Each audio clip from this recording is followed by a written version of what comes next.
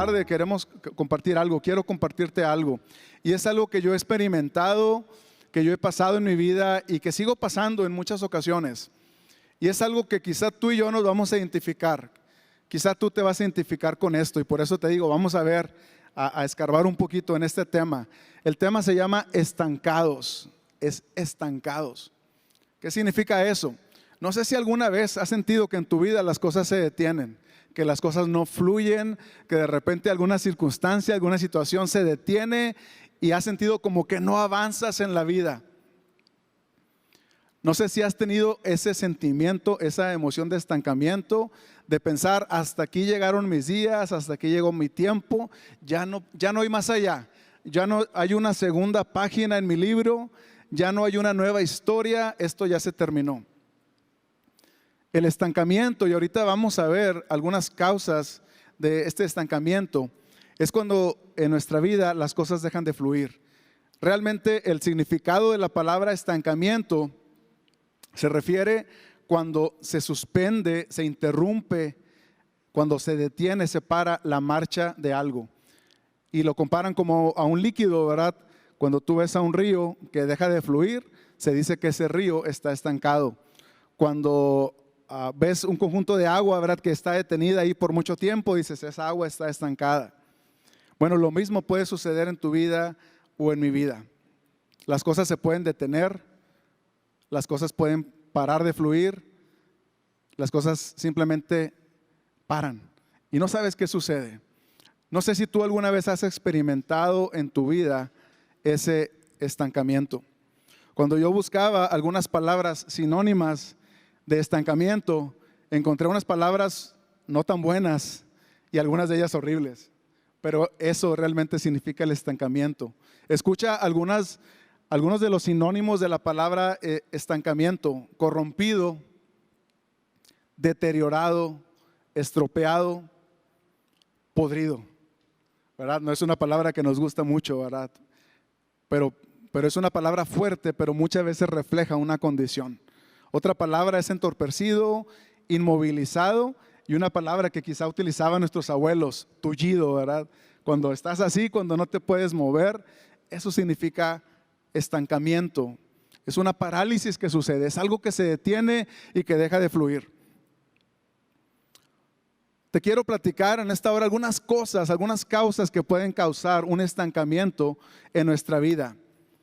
Y la primera es el estancamiento por las circunstancias de la vida. Déjame decirte algo, yo no conozco tus circunstancias, no conozco tu origen, como dicen por ahí en inglés, ¿verdad? No conocemos el background, ¿verdad? No conocemos el contexto de tu vida. Yo no lo conozco, Dios sí lo conoce. ¿Y sabes quién más lo conoce? Tú lo conoces, tú conoces tu historia, tú conoces de dónde vienes, tú conoces de dónde Dios te ha sacado, y quizás las circunstancias pasadas o actuales están causando un estancamiento en tu vida. Lo primero es una oportunidad que nunca llega, y te quiero llevar a un pasaje que muchos conocemos. Es una historia donde aparece Jesús, pero también aparece con un paralítico, y sucede en un estanque que se llamaba el estanque de Betesda. Te voy a llevar ahí a Juan 5, versículos del 1 al 9, y escucha rápidamente esta historia. Después dice el versículo 1, después de estas cosas había una fiesta de los judíos y Jesús subió a Jerusalén. En Jerusalén, cerca de la puerta de las ovejas, hay un estanque llamado en hebreo Betesda, el cual tiene 5 pórticos. En ellos yacían muchos enfermos, ciegos, cojos y paralíticos, que esperaban el movimiento del agua, porque un ángel descendía al estanque de vez en cuando y agitaba el agua, y el primero que descendía al estanque después del movimiento del agua quedaba sano de cualquier enfermedad que tuviera. Allí había un hombre que hacía 38 años estaba enfermo. Cuando Jesús lo vio acostado y se enteró que llevaba mucho tiempo así, le dijo, ¿quieres ser sano? El enfermo le respondió, Señor, no tengo a nadie que me meta al estanque cuando el agua se agita, y en lo que yo llego, otros bajan antes que yo. Jesús le dijo, levántate, toma tu lecho y vete. Y al instante el hombre fue sanado y tomó su lecho y se fue pero aquel día era día de reposo. Ese es otro problema. Pero yo te quiero contar esta historia. ¿Sabes por qué? Porque muchos somos como ese hombre paralítico, que quizá nuestras circunstancias nos han llevado a estar esclavizados a una enfermedad, a una carga emocional, a un problema, a una circunstancia, y parecemos que nuestra oportunidad nunca va a llegar. Quizá tú has batallado en empleo, en trabajo, en familia. Ahorita vamos a hablar un poquito de eso, pero finalmente son circunstancias de la vida. Este hombre tenía 38 años, imagínate, 38 años, casi mi edad. Bueno, de hecho es menos que mi edad, pero es un montón de tiempo. Y aquel hombre estaba detenido y estaba ahí quizá postrado a un lado de ese estanque. Cuando Jesús le hace la pregunta, ¿quieres ser sano? Yo no escuché una respuesta, yo escuché una queja, yo escuché una excusa, yo escuché algo porque él no era sano. Pero finalmente eran 38 años de sufrimiento, 38 años de estar estancado a la orilla de ese estanque. Yo no sé cuál sea tu situación, no sé por qué circunstancias hayas pasado o estés pasando, pero yo sí te voy a decir algo, hay una respuesta para ti. Y quiero que este mensaje nos pueda llegar y nos pueda hablar a nuestra vida y a nuestro corazón. Hay otras circunstancias que también nos llevan a un estancamiento. ¿Sabes cuál es una de las principales causas también del estancamiento? Cuando tenemos problemas en la familia.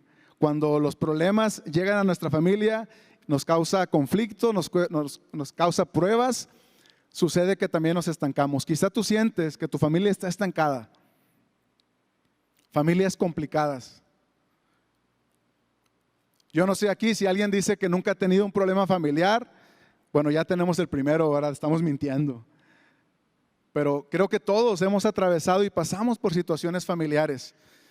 Y ¿sabes la razón por la cual pasamos por situaciones complicadas familiares? Porque nos tenemos que ir al origen.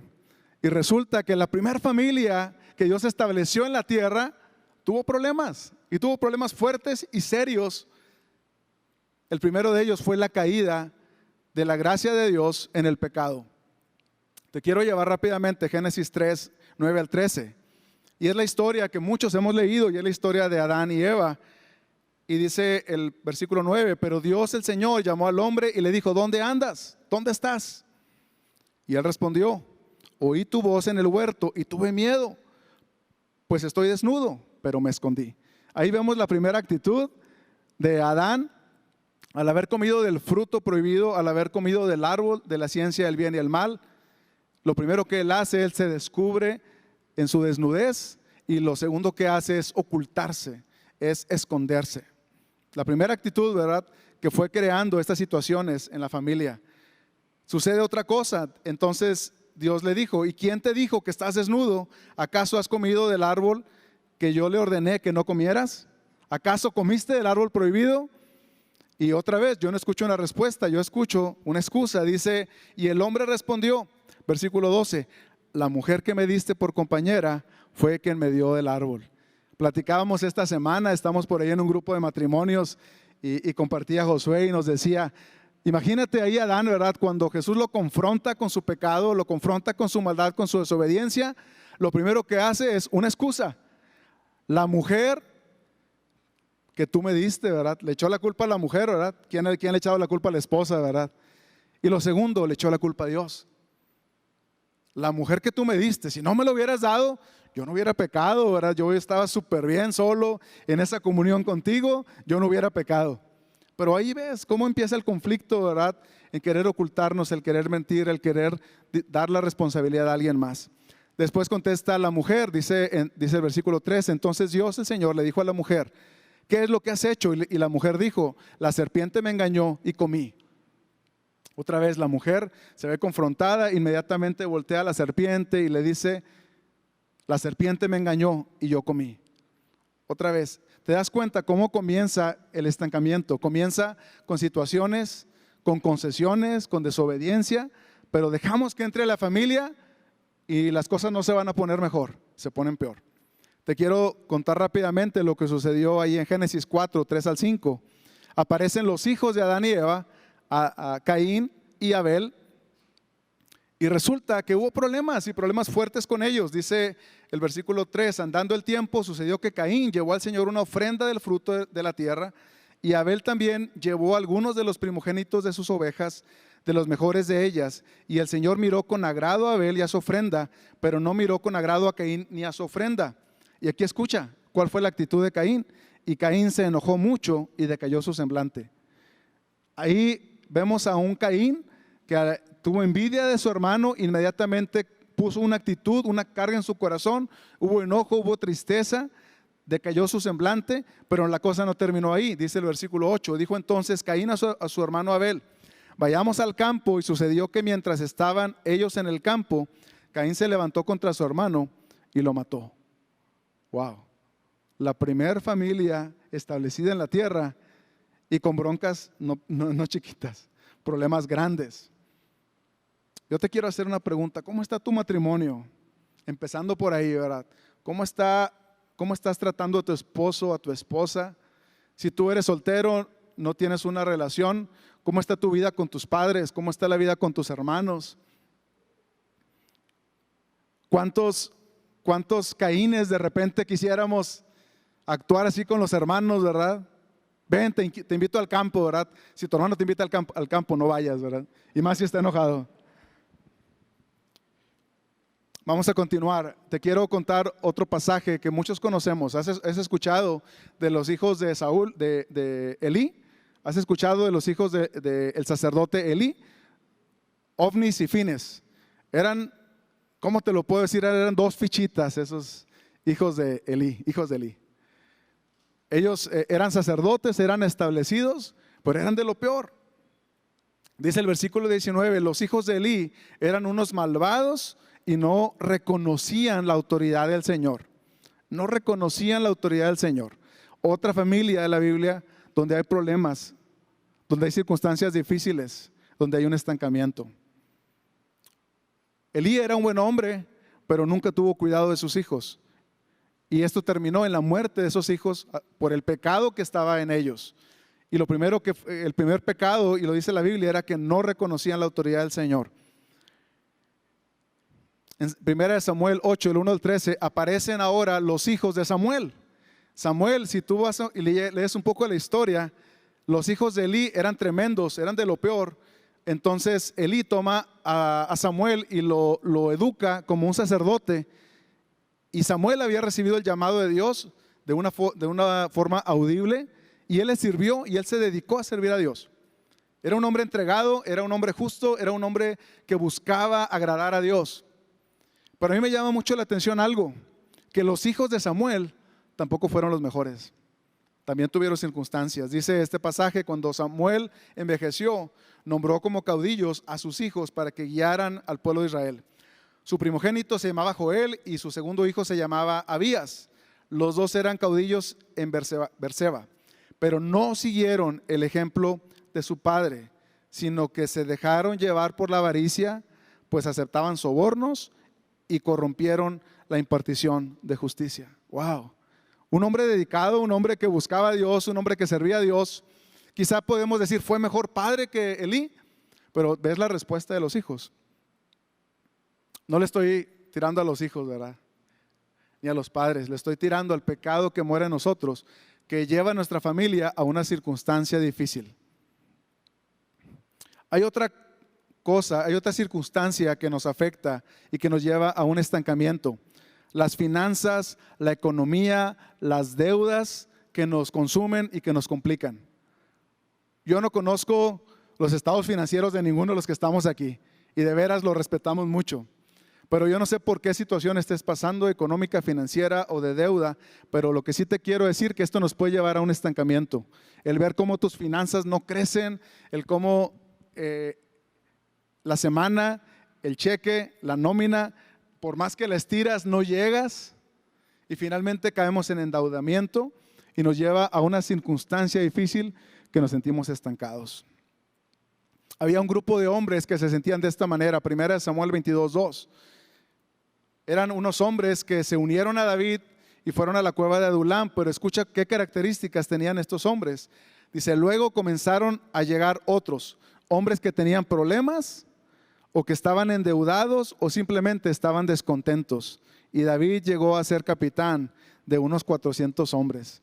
Imagínate, ¿verdad? Wow, qué orgullo, soy capitán de puros endeudados, descontentos, afligidos, ¿verdad? Yo no sé por qué situación estés económicamente, financieramente, quizás estás batallando con el empleo, con trabajo, quizás estás en esa lucha, ¿verdad?, que no nos alcanza. Quizá eso te puede llevar a un estancamiento. ¿Qué otra cosa nos lleva a un estancamiento? Los tiempos inestables, tiempos difíciles, tiempos complicados, tiempos de salud, tiempos de enfermedad, tiempos donde no vemos la luz. Dicen por ahí, ¿alguna vez has dicho esa frase? No veo la luz. Me llueve sobre mojado. Ojalá lloviera ahorita, ¿verdad? Pero pensamos que esas circunstancias, esos tiempos difíciles, esos tiempos complicados nos llevan al estancamiento. Dice Juan 16:33, les he dicho todo lo anterior para que en mí tengan paz. Aquí en el mundo tendrán muchas pruebas y tristeza, pero anímense porque yo he vencido al mundo. Si algo te dice la Biblia, si algo no te dice la Biblia, déjame decirte primero eso. Si algo no te dice la Biblia, es que no vas a tener problemas, que no vas a tener circunstancias difíciles, que no vas a tener tiempos inestables, que no vas a tener malas noticias. Bueno, la Biblia no te dice eso. Lo que sí te dice la Biblia es que en Cristo hay salvación, porque Él dice, porque yo he vencido al mundo. Amén. Cuando tú confías plenamente en el Señor, es Él el único que te puede sacar de ese tiempo inestable que nos tiene estancados. Muy bien, te voy a decir otra causa, y es la causa número 2 de estancamiento. Y vamos a hablarte un poquito de las emociones, estancados en nuestras emociones.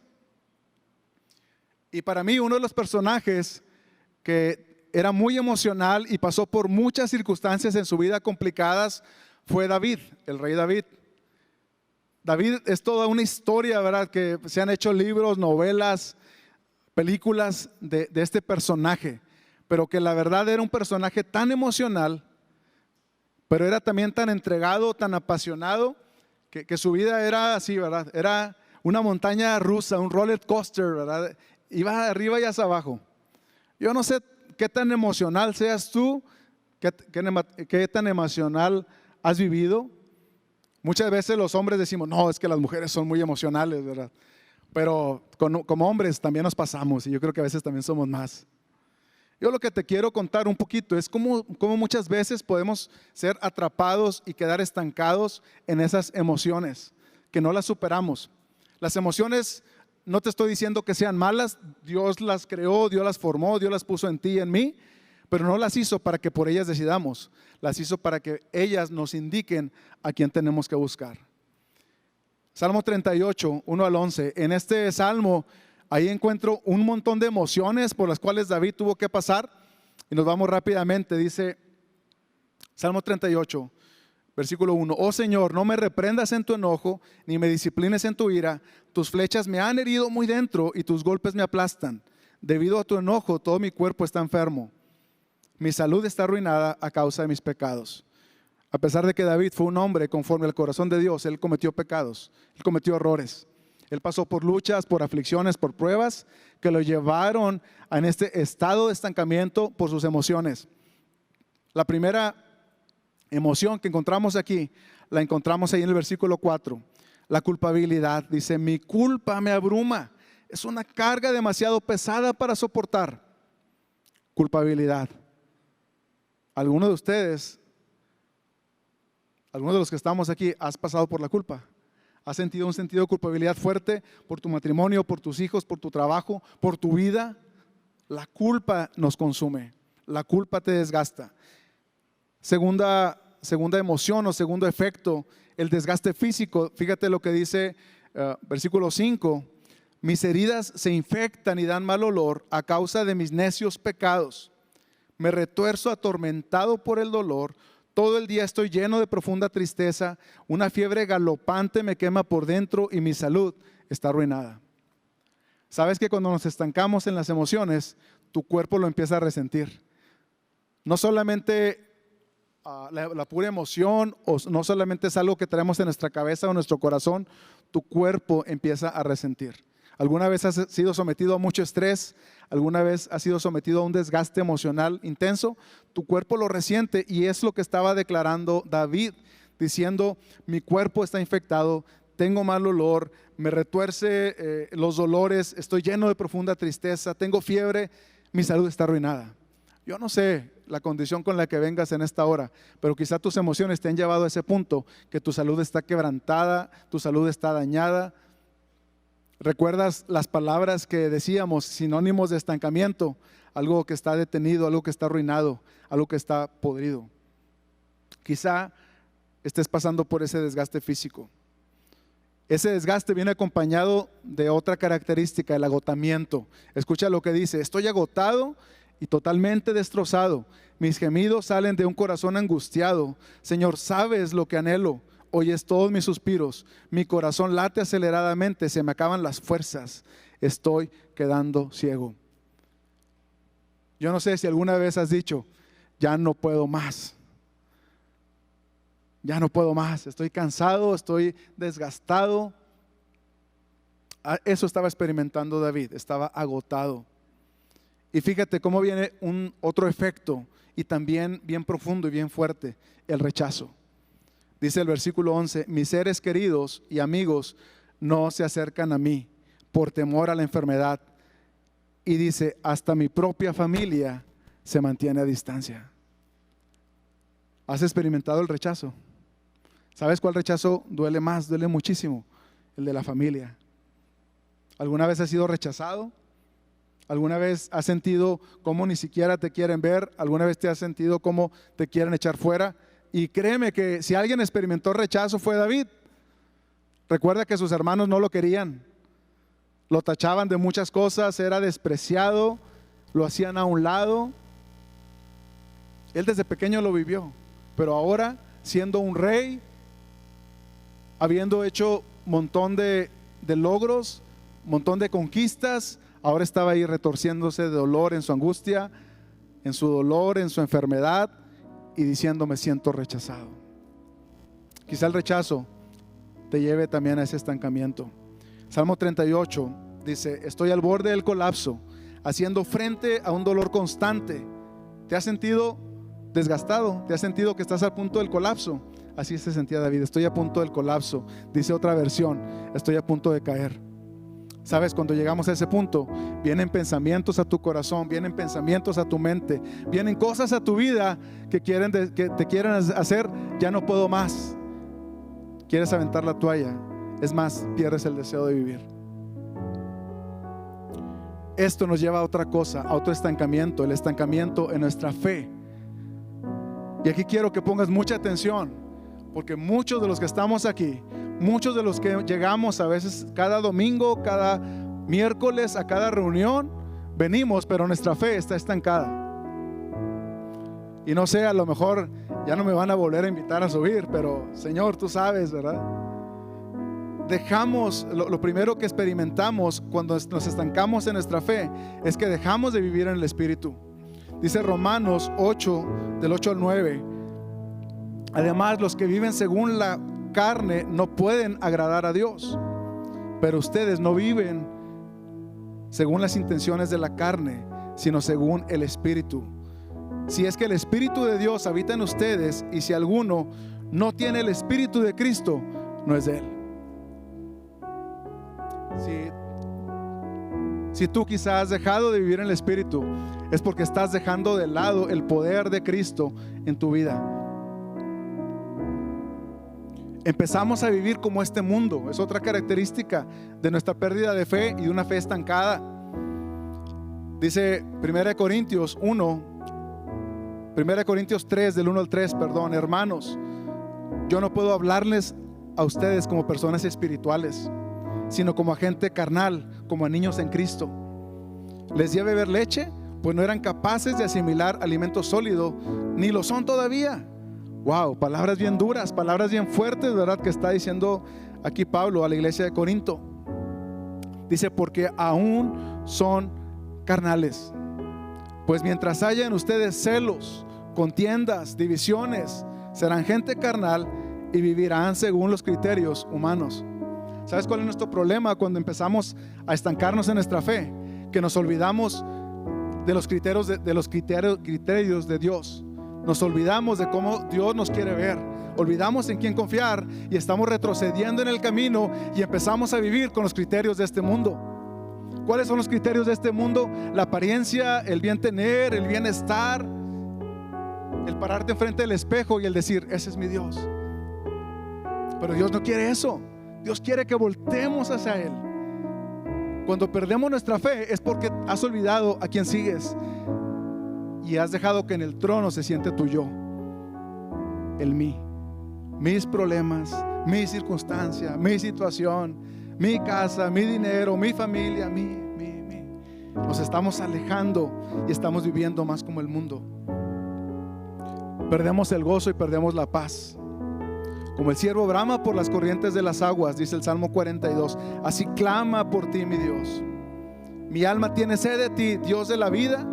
¿Cuándo vendré? Me presentaré delante de ti. Mis lágrimas son mi pan de día y de noche, pues a todas horas me preguntan, ¿dónde está tu Dios? ¿Te han hecho esa pregunta? Peor aún, te has hecho esa pregunta, ¿dónde está mi Dios?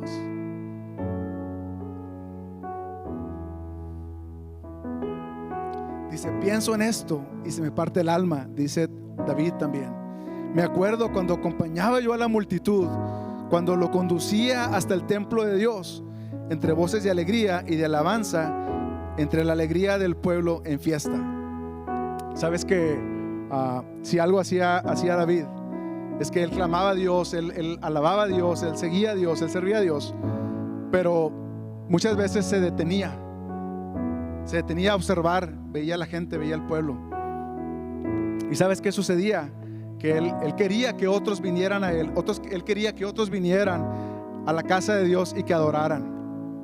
Pero cuando perdemos ese gozo de venir, ese gozo de estar, estamos cayendo en un estancamiento en nuestra fe. Si dejamos de asistir, dejamos de ser parte, dejamos de involucrarnos, entonces estamos cayendo en un estancamiento. Rápidamente quiero ir cerrando, ¿verdad? Dejamos de seguirle, dejamos el primer amor, dice Mateo 24:12, y tanto aumentará la maldad que el amor de muchos se enfriará.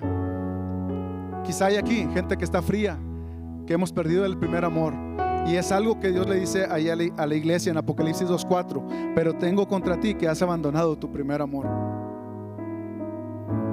Rápidamente te voy a llevar a algo. Ya hablamos del estancamiento, ya hablamos de todo lo que implica estar atascado, pero quiero cerrar muy rápido en estos próximos minutos la palabra que Jesús le dijo a este lisiado, a esta persona, a este paralítico. ¿Y sabes cuáles fueron esas palabras? ¿Quieres ser sano? Yo te quiero hacer una pregunta.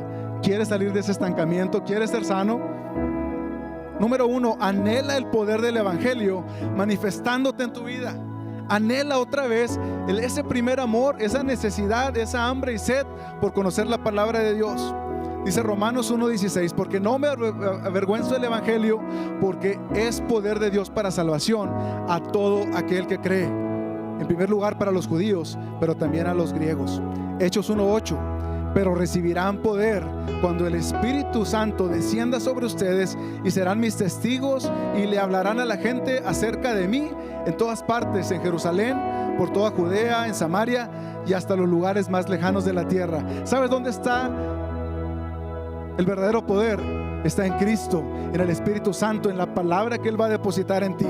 Eso va a traer un anhelo, va a traer un deseo que nos va a sacar del estancamiento. La palabra de Dios dice, Hebreos 4:12, pues la palabra de Dios es viva y es poderosa, es más cortante que cualquier espada de dos filos, penetra hasta el alma y el espíritu, entre las articulaciones y la médula del hueso, deja al descubierto nuestros pensamientos y deseos más íntimos. ¿Sabes que quieres salir del estancamiento? Métete a la palabra. Ponte a escudriñarla, ponte a orar, ponte a meditar en ella. Métete a la palabra, porque la palabra es viva y eficaz y va a cortar con eso que estás batallando, va a cortar con eso que te tiene estancado, pero es el poder de la palabra, es viva y es eficaz. Tienes que entender algo, somos hechos nuevos. Dice 2 Corintios 5:14 al 17, sea de una forma o de otra, el amor de Cristo nos controla. Ya que creemos que Cristo murió por todos, también creemos que todos hemos muerto a nuestra vida antigua. Él murió por todos, para que los que reciben la nueva vida en Cristo ya no vivan más para sí, más bien vivirán para Cristo, quien murió y resucitó por ellos. Así que hemos dejado de evaluar a otros desde el punto de vista humano. En un tiempo pensábamos de Cristo solo desde un punto de vista humano. ¿Qué tan diferente lo conocemos ahora? Esto significa que todo el que pertenece a Cristo se ha convertido en una persona nueva. La vida antigua ha pasado, una nueva vida ha comenzado. Cuando tú estás en Cristo, dice la palabra, eres una nueva criatura. Las cosas viejas se quedan atrás. Los rollos que pensábamos, nuestras actitudes, nuestras emociones, nuestras circunstancias se quedan atrás, y no porque no haya sucedido, porque Cristo ya pagó, porque Cristo murió. ¿Y sabes por quién lo hizo? Por ti y en mí, por ti y por mí, para que tengamos vida nueva en Él. Amén.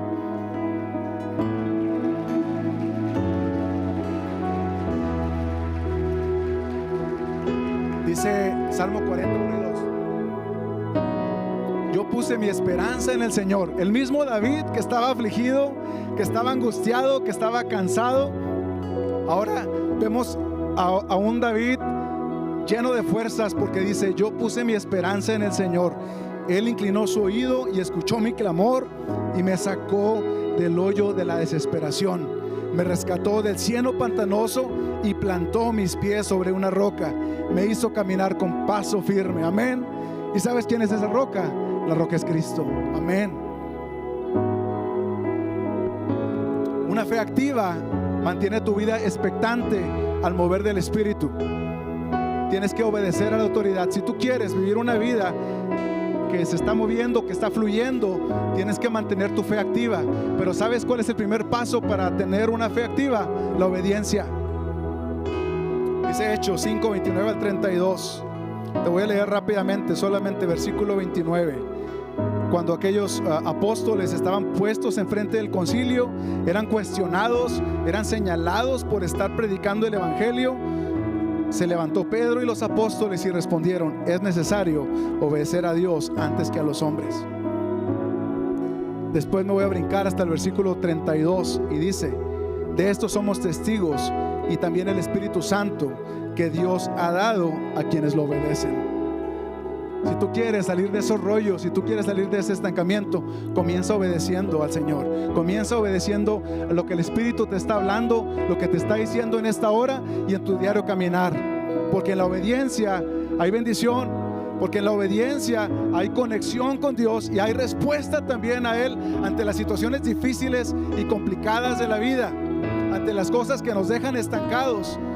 Obedece, obedece, obedece. Señor, pero es que yo no puedo, Señor, es que estoy atorado. Obedece. Parte de la obediencia. Es cierto, dice Pedro a los apóstoles, es necesario obedecer a Dios antes que a los hombres. Pero déjame decirte algo: Dios ha puesto autoridades espirituales en tu vida. También tienes que mostrar obediencia. Hebreos 13:17. Obedezcan a sus pastores y respétenlos. Ellos cuidan de ustedes porque saben que tienen que rendir cuentas a Dios. Si ellos cuidan de ustedes con alegría y sin quejarse, de lo contrario no será provechoso para ustedes. Te voy a decir algo. Dice la Biblia: ¿cómo amarás a tu Dios si no amas a tu prójimo? Eso dice la palabra. Pero también con esto nos quiere decir: ¿cómo quieres obedecer a Dios si no eres capaz de someterte a tus autoridades espirituales terrenales? Si no obedecemos al pastor, si no obedecemos a nuestro líder. Es cierto, primero vamos a poner la palabra por delante, vamos a poner a Dios por delante, pero Dios también nos ha puesto hombres y mujeres que tenemos que tener autoridad, que tenemos que honrarles. Especialmente en esta iglesia, Dios pide honra para nuestros pastores. No lo digo yo, lo dice la palabra. Amén. Honremos a nuestros pastores. Honra a esas autoridades espirituales que Dios ha puesto delante de ti. Ya vamos a terminar, te lo prometo. Lo siguiente es: está atento a las necesidades que pasan enfrente de ti. Ojos y oídos abiertos, un corazón entendido y sensible para servir a otros. Dice Hechos 2, 41 al 45. Fue así como los que recibieron su palabra fueron bautizados, y ese día se añadieron como 3,000 personas, los cuales se mantenían fieles a las enseñanzas de los apóstoles, y en el mutuo compañerismo, y en el partimiento del pan y las oraciones. Al ver las muchas maravillas y señales que los apóstoles hacían, todos se llenaban de temor, y todos los que habían creído se mantenían unidos y compartían todo. Vendían sus propiedades y posesiones, y todos lo compartían entre todos según las necesidades de cada uno. Sabes que esta parte es, quiero que estés atento, quiero que estés dispuesto, quiero que estés con tus ojos abiertos. ¿Para qué? Para servir. Hay muchas necesidades ocurriendo a nuestro alrededor, no solamente aquí en la iglesia, que agradecemos y damos, bendecimos la vida de los servidores que estamos aquí en la iglesia, pero también allá afuera tenemos que servir. Tenemos que servir en casa, tenemos que servir en tu trabajo, tienes que servir en tu familia, porque esto se trata de una vida de servicio. Santiago 1, 26 y 27. Si alguno se cree religioso, pero no refrena su lengua, se engaña a sí mismo, y su religión no vale nada. Delante de Dios, la religión pura y sin mancha consiste en ayudar a los huérfanos y a las viudas en sus aflicciones, en mantenerse limpio de la maldad de este mundo. Mateo 25, 31 al 40. Me voy a ir hasta el versículo 38. Porque tuve hambre y ustedes me dieron de comer, tuve sed y me diste de beber, fui forastero y me recibieron, estuve desnudo y me cubrieron, estuve enfermo y me visitaron, estuve en la cárcel y vinieron a visitarme. Entonces los justos le preguntarán: Señor, ¿cuándo te vimos con hambre? ¿Cuándo te dimos de comer? ¿O con sed y te dimos de beber? ¿Y cuándo te vimos forastero y te recibimos? ¿O desnudo y te cubrimos? ¿Cuándo te vimos enfermo o en la cárcel y te visitamos? Y el rey responderá: de cierto les digo que todo lo que hicieron por uno de mis hermanos más pequeños, a mí lo hicieron.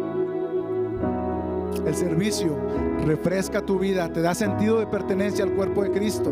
La intención del corazón revelará qué tan genuino es tu servicio. Una iglesia que no practica el servicio no está cumpliendo su propósito. Se queda corta en el deseo de agradar a Dios y vivirá de manera ordinaria. Empezamos a tener una vista corta y borrosa, perdemos la perspectiva de la voluntad de Dios. Olvidamos que hacer iglesia es dejar de ver nuestras necesidades y nuestro bien, y empezamos a buscar el bien de otros, especialmente del necesitado, del quebrantado, del roto, del hambriento, del sediento, del desnudo, de aquellos que van por esta vida sin fe, sin esperanza y sin Cristo. ¿Sabes dónde está? ¿Cómo podemos salir de este estancamiento? Cuando sirves.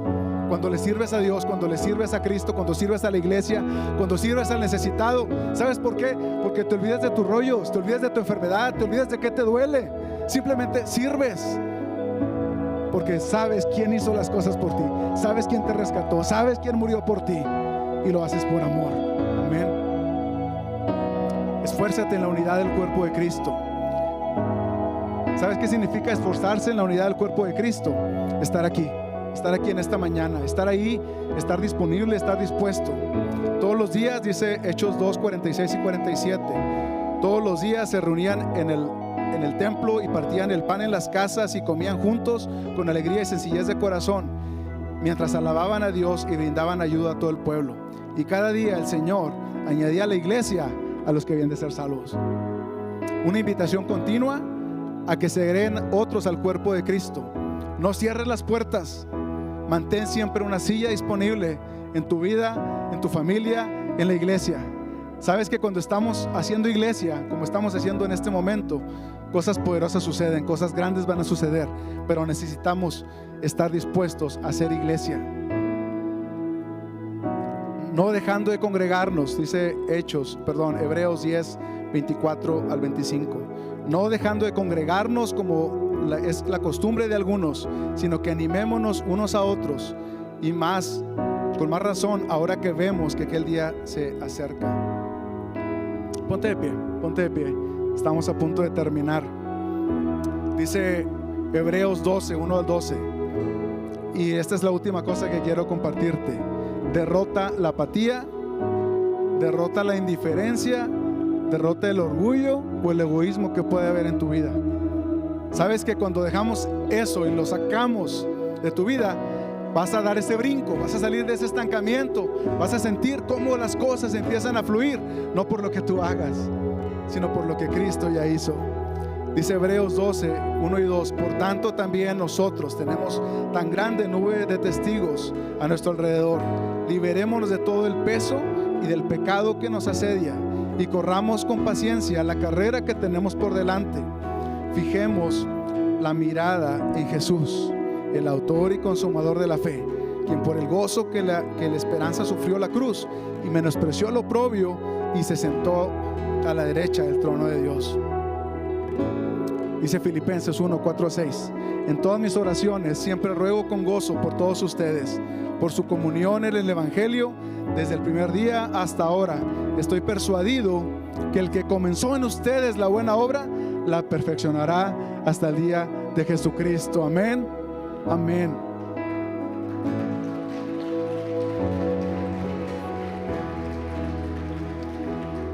Y termino con esta frase: Dios no ha terminado contigo. Eres un trabajo en proceso. Los que hemos trabajado en la industria o estamos en la industria, hay una palabrita que usamos: work in process, WIP, trabajo en proceso.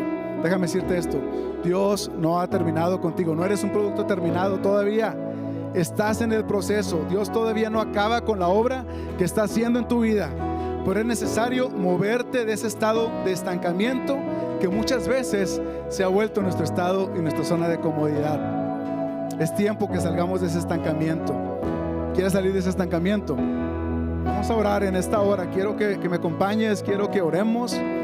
Dile al Señor en esta hora en qué área de tu vida estás estancado, en qué área de tu vida estás detenido, en qué área de tu vida sientes que las cosas no fluyen, no caminan, y dile: Señor, sácame de este estancamiento. Señor, quiero salir de esta situación, de esta circunstancia, de esta emoción. Señor, aumenta mi fe, dame fe, quiero caminar en ti, quiero depender de ti. Díselo ahí, Señor. Ora, tú ponte cuentas delante de Dios, tú clámale, tú dile al Señor lo que quieres que Él haga.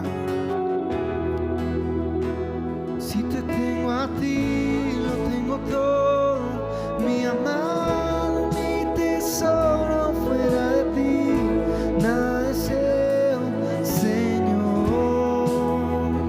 Si te tengo a ti, lo tengo todo, mi amado, mi tesoro. Fuera de ti nada deseo, Señor. Señor, quizá en esta tarde, Señor, me siento atorado, me siento estancado, siento que no puedo salir de ese bache, siento que las cosas no fluyen en mi vida, me siento lejos de ti. Quizá las emociones me han alejado, Señor, me siento rechazado, me siento desgastado, siento que no puedo. Quizá mi familia está quebrada, quizá mi economía está lastimada, quizá estoy caminando solamente porque tú eres bueno, pero yo ya no tengo fuerza, no puedo más. Señor, en esta hora yo te quiero decir que quiero que seas mi todo, quiero que seas mi plenitud, quiero que cambies mi vida, que me renueves, que me traigas otra vez a sentir ese primer amor, que me hagas sentir otra vez la gracia de tu salvación. Te quiero decir algo. ¿Sabes qué significa la palabra Betesda? Es el lago que estábamos hablando, el lago donde aquel hombre estaba ahí postrado. La palabra Betesda significa casa de misericordia. Señor, ten misericordia de nosotros, Dios. Queremos que obres misericordia en cada uno de nosotros. Yo te quiero hacer un llamado. Si tú en esta hora te sientes estancado, sientes que no caminas, sientes que tu vida no fluye, te identificaste con alguna de las maneras de estancamiento, pasa aquí al frente, pasa aquí al frente. Alguien va a orar por ti, vamos a orar por ti. Tu vida tiene que salir de ese estanque, pero pásale aquí, pásale al frente, porque queremos que salgas de ese estado. Pídele al Señor que Él te saque de ese estado. Tú te sientes de esa manera, te sientes estancado, pasa aquí al frente. Queremos orar por ti, queremos orar por ti. Amén, aleluya, amén, amén. Si sientes que las cosas no fluyen, que no caminan, pídele al Señor que te saque de ese estado de estancamiento. ¿Hay alguien más? Pasa. Te invito a que pases aquí al frente y que le digas: Señor, yo quiero salir de ese estado de estancamiento. Quiero salir de esa manera de pensar. Señor, renueva mis emociones, renueva mis circunstancias, renueva mi vida. Díselo al Señor. Yo te invito, pásale, no te quedes. Dile al Señor. Ahí en tu lugar también puedes levantar las manos. Yo te quiero hacer otro llamado. Si tú dices: yo quiero servirte, Señor, yo quiero servirte, quiero ser iglesia. Si estás ahí y has recibido el llamado a servir y no lo has hecho, pásale al frente. Dios quiere sacarte de tu zona de comodidad. Dios quiere moverte e incomodarte, pero para ponerte a servirle. Si tú quieres decirle: Señor, yo quiero servirte, pero no lo has hecho por alguna circunstancia, ya no pongas más excusas delante de Dios. Yo te invito, ¿quieres servirle? Pásale aquí al frente. Quiero que también le sirvas.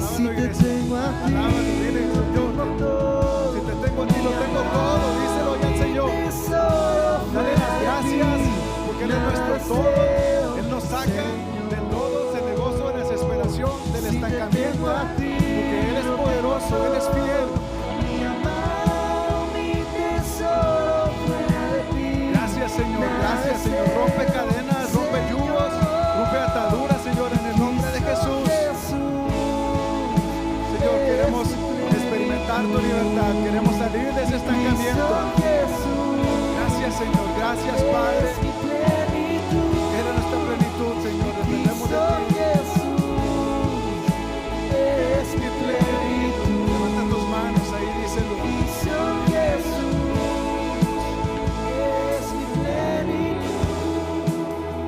Gracias, Señor. Gracias por lo que tú estás obrando. Gracias por la palabra que nos has traído, Señor. No queremos depender de nuestras fuerzas, no queremos depender de nuestra capacidad, queremos depender de ti. Espíritu Santo, guíanos. Queremos ser obedientes a ti. Queremos seguirte en cada día, en cada área, en cada circunstancia de nuestra vida. En el nombre de Jesús. Amén. Amén.